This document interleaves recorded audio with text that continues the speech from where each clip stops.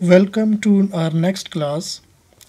आज के लेक्चर के अंदर हम हाइब्रिडाइजेशन के हवाले से डिटेल ओवरव्यू करेंगे।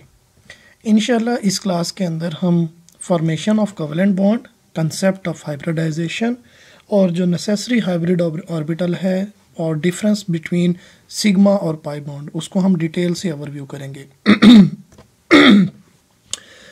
सबसे पहले अगर आप ये देखते हैं CH4 के स्ट्रक्चर के हवाले से, ये उसकी इलेक्ट्रॉनिक कॉन्फ़िगरेशन भी दिखाई गई है, जिसमें हम कार्बन को देख सकते हैं कि ये आपके पास बॉन्ड फॉर्म कर रहा है हाइड्रोजन के साथ।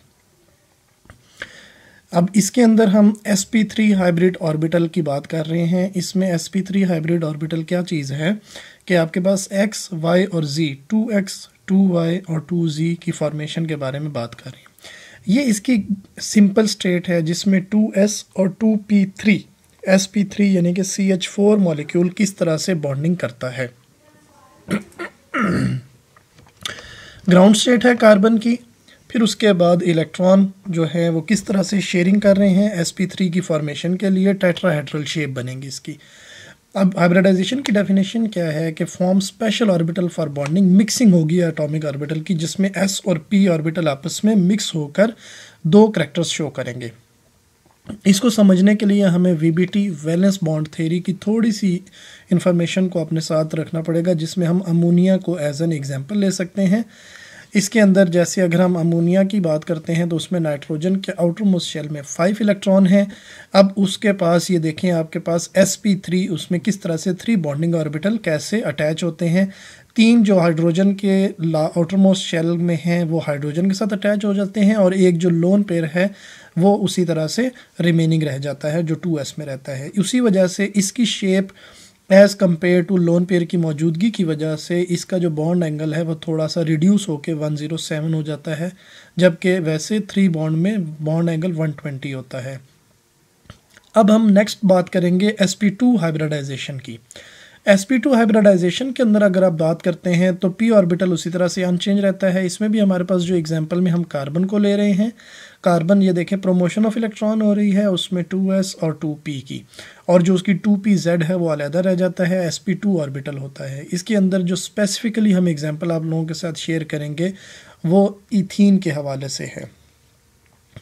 इथीन में क्या हो रहा है कि कार्बन कार्बन के दरमियान में डबल बॉन्ड बन रही है और सिंगल बॉन्ड जो है वो सिग्मा बॉन्ड, और जो उसकी दूसरी p ऑर्बिटल की शेयरिंग हो रही है वो पाई बॉन्ड बना रही है। अब पाई बॉन्ड ऊपर की तरफ भी बन सकती है और नीचे की तरफ भी।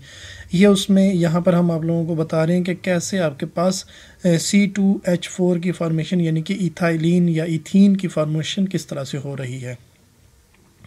पाई बॉन्ड की फॉर्मेशन के अंदर ये इथाइलिन मॉलिक्यूल के आपके पास स्ट्रक्चर सामने शो हो रहा है कि 2pz जो है या तो ऊपर की तरफ सिग्मा बॉन्ड के या नीचे की तरफ से पाई बॉन्ड बना लेगा।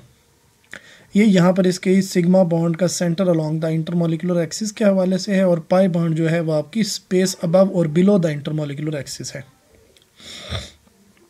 ये लिविस स्ट्रक्चर है और ये orbital use from the bond. ये आपके पास 3D स्ट्रक्चर और 2D स्ट्रक्चर में ये इथाइलिन का स्ट्रक्चर को ड्रॉ किया गया sp2 हाइब्रिडाइजेशन के लिए। अब हमारे पास लास्ट आ जाती है sp हाइब्रिडाइजेशन, जिसमें आपके पास s का 50% करेक्टर होगा और p का भी 50% का करेक्टर होगा। इसमें हमारे पास स्पेसिफिकली एग्जांपल है कार्बन डाइऑक्साइड की। कार्बन की आपके पास ground state, promotion of electron और आपके पास sp हाइब्रिडाइज स्टेट जो है उसको हम इस तरह से शो कर लेंगे। अब क्या होगा कि जब एक s ऑर्बिटल p ऑर्बिटल के साथ हाइब्रिडाइज होगा तो बॉन्ड एंगल जो होगा वो 180 का हो जाएगा और इस तरह से इसकी हाइब्रिडाइजेशन की फॉर्मेशन होगी। इसमें s करेक्टर 50% और p करेक्टर भी 50% मौजूद होगा। इसमें असल में क्या होगा कि मल्टीपल बॉन्डिंग होगी कि कार्बन अपनी वैलेंसी पूरी करता है यानी कि 4 बॉन्ड बनाएगा। उसमें किस तरह से कि कार्बन कार्बन जो है ऑक्सीजन के साथ डबल बॉन्ड एक साइड पर और दूसरी साइड पर भी डबल बॉन्ड बनाएगा। इससे कार्बन की भी वैलेंसी पूरी होगी और ऑक्सीजन की, और ये स्पेसिफिकली एग्जांपल आपके पास इथाइलिन की भी इसमें मौजूद है और कार्बन डाइऑक्साइड की भी। इसमें हमने ऑक्सीजन की जो हाइब्रिडाइज्ड स्टेट है उसको भी शो किया है 1s2, 2s2 और 2p4। ये इसकी थ्री डायमेंशनल में हमने डायग्राम शो की है कि कार्बन sp हाइब्रिडाइज होगा और उसके बाद जो नीचे sp2 ऑक्सीजन के साथ उसके लोन पेयर भी मौजूद होंगे। यानी कि एक सिग्मा बॉन्ड होगी, 1 पेयर ऑफ इलेक्ट्रॉन, एक पाई बॉन्ड होगा और बाकी लोन पेयर मौजूद होंगे 2sp orbital from carbon to form 2 double bonds. इसके बाद ये हमारे पास एग्जांपल में स्पेसिफिकली नाइट्रोजन जो बॉन्ड बनाता है उसकी भी एग्जांपल दी जा रही है। नाइट्रोजन मॉलिक्यूल N2 की फॉर्म में जो है वो किस तरह से बॉन्ड बनाता है उसकी भी स्पेसिफिक एग्जांपल मौजूद है।